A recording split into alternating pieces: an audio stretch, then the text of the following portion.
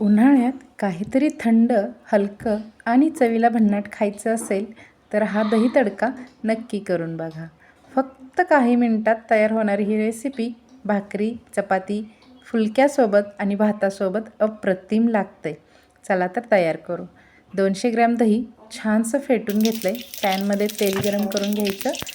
मोहरी आणि जिऱ्याची फोडणी द्यायची.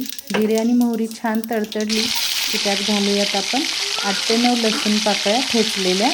लसूण सोनेरी झाला की घालूया कढीपत्त्याची पानं आणि एक हिरवी मिरची तुकडे करून आणि छान आपण त्याला परतून घ्यायचं आहे.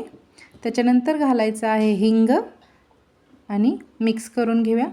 इथे मी एक बारीक कांदा, छोटा कांदा बारीक चिरून घेतलेला आहे. एकदम बारीक चिरलेला आहे. 2 मिनटं परतून झाल्यावरती मीठ घातलेलं आहे चवीनुसार आणि कांदा एवढा छान भाजल्यावरती थोडीशी कोथिंबीर, हळद आणि लाल मिरची पावडर घालायची आहे आणि परत एकदा परतून घ्यायचं आणि अजून थोडी कोथिंबीर घातलेली आहे मी इथे. आणि इथे आपण फेटून घेतलेलं दही घालायचं आहे आणि गॅस लगेच बंद करायचा आहे किंवा गॅस बंद करून दही घालायचं आहे. लक्षात ठेवा, दह्याला उकळी आणायची नाही, नाहीतर दही फुटू शकतं.